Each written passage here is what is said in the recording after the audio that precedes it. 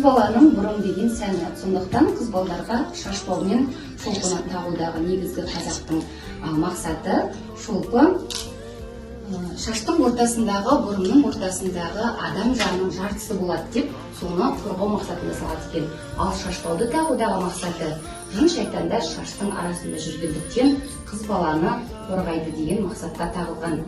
Осымен қатар бойжеткен, атымыздан келген тәрбиелі, инабатты қазақтың аруларына үлкендеріміз қызға қырғиын тыйым айтқан.